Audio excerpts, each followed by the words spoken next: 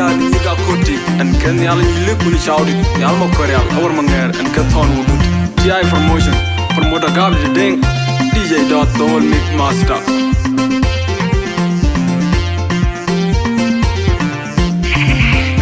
Ajinyan dong blower Ban more you do Kwila yon yan betina ngawe Kutinyo koreal ben banyi bieda ben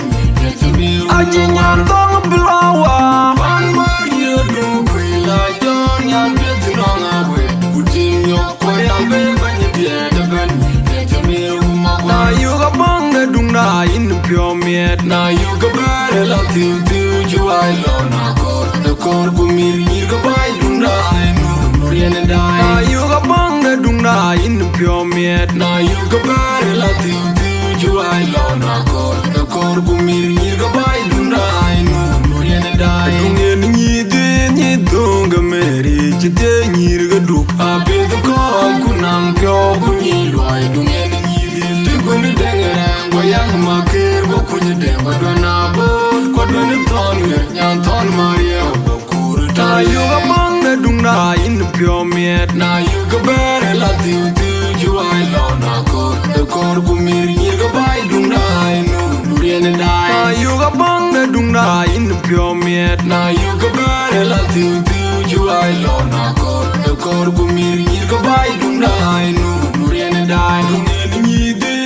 Dunga meri chite nyirga du Abe du koi kunang kyo kunyi luai Dunga ni dil di kunde dengerang Wayang makir go kunye deng Kwa dwana bot Kwa dwana ton nyan ton maria Wakura Na you ga bang de dung na in the pure miet Na you ga bare la tiu tiu juai lo na kor De kor gumir nyirga bai dung na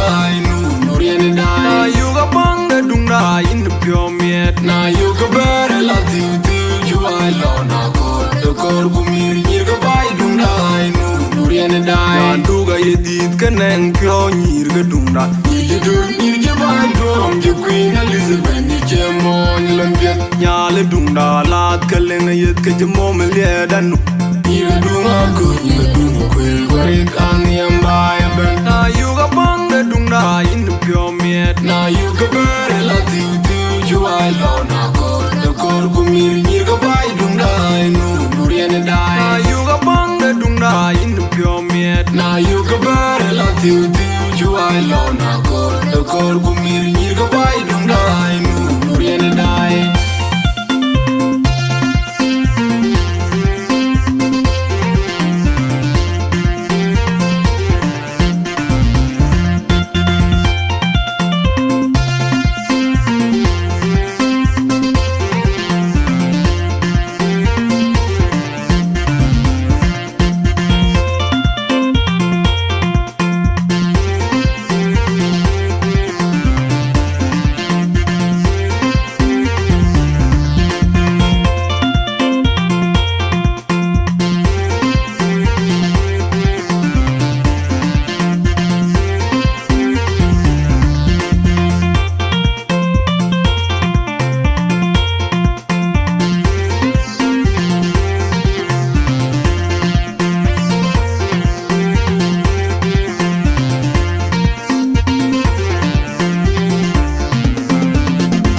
Ajinyan dong blower One more you do Kwila yon yan betina ngawe Kutinyo koreal ben banyi bieda ben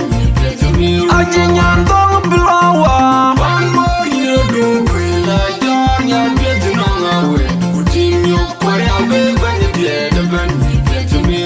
Na you ga bang de dung na in the pure miet Na you ga bare la tiu tiu ju ai lo na kor De kor gumir nyir ga bai dung dai nu rien dai Na you ga bang de dung na in the pure miet Na you ga bare la tiu tiu ju ai lo na kor De kor gumir nyir ga bai dung dai nu rien dai Dung en ni de ni dung ga meri chite nyir ga duk Abe de koi kunang pyo kunyi loi Dung en ni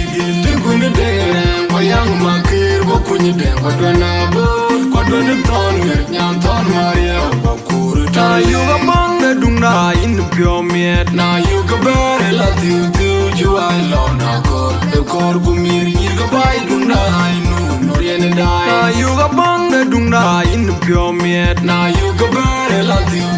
you I love na kor gumir ni ga bai dung da nu durian da gumir ni de ni dong meri kinte ni ga du abe de ko kunang pyo gumir loi dung ni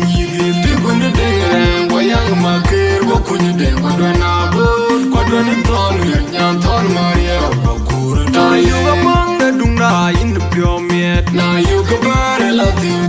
you I love na kor gumir ni ga bai dung da nu durian da na you ga bang de dung da in the pure miet. Na you ga bare la tiu you I love na kor gumir ni ga bai dung da nu durian da ya du ga yedit kaneng pyo ni ga dung da ni dur ni bai dum ji queen Elizabeth ni jema yelan bet nya le dung da la kalen yet ka jemo me le dan ni ga dung a ko ni ga dung Warit ang yambay ben. Na you ga bang de dung da in the pure miet. Na you ga bare la tiu you I love na kor gumir ni ga bai dung